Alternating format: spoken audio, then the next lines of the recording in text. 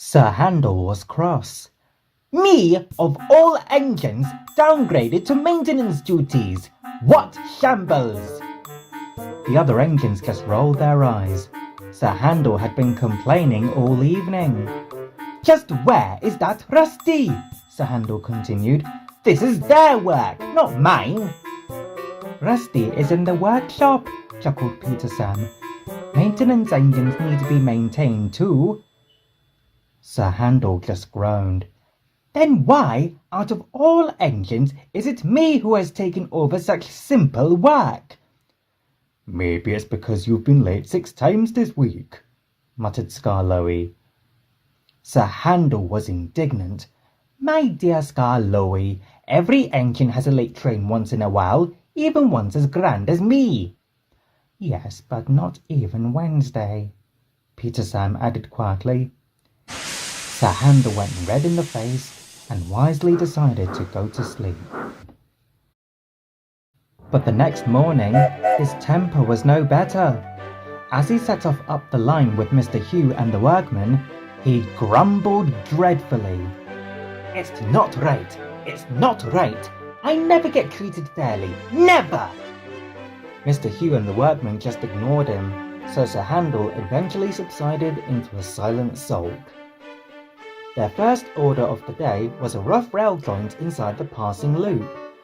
The workers quickly set to work as Sir Handel watched on, bored. He was just about to start complaining again when Peter Sam came puffing past with a passenger train. Good morning, Rusty, he whistled gaily as he passed. The coaches giggled too, leaving Sir Handel seething in a silent rage. By midday, the maintenance train had reached the top station, where they found Skarloey waiting. So, how's the work? Skarloey smiled. Sir Handel just glared.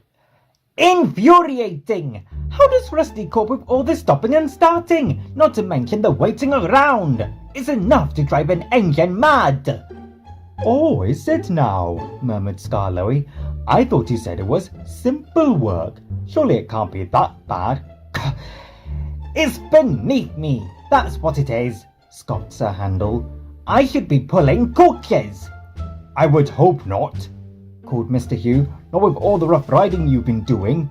It's as if you're trying to make extra work for us. Sir Handel's response was mercifully drowned by the departure of Skarloey, who was laughing as he left. The afternoon's work was mending the line which led towards the quarry. Sir Handel had to sit and wait with the trucks until he was told to move. If he was impatient before, he was even worse now. And this time, being ignored by all around only seemed to fuel his complaining. Everyone was glad when it was time to head home, Sir Handel most of all.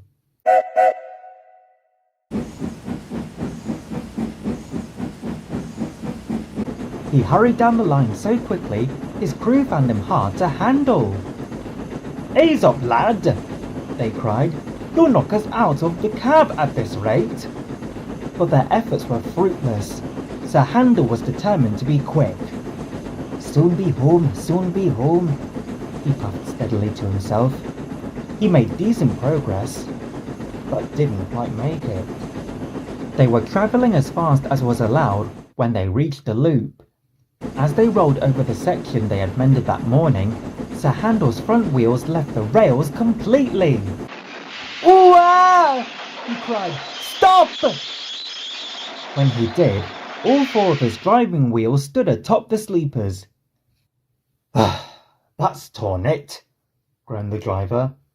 Sir Handel felt very foolish and sat quietly in shame as the workers began trying to re-rail him.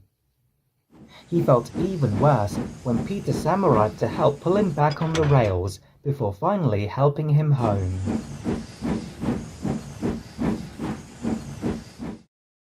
The other engines were waiting in the sheds when Sir Handel was pushed into place.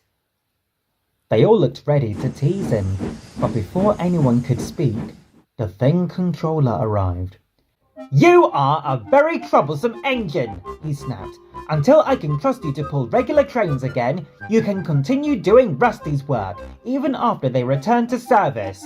I'm sure that will teach you how to be a sensible engine," he finished pointedly. Sir Handel said nothing.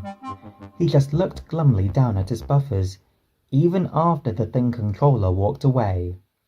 He remained unusually silent for the rest of the evening. I can only hope that he has learned to be more sensible. Don't you?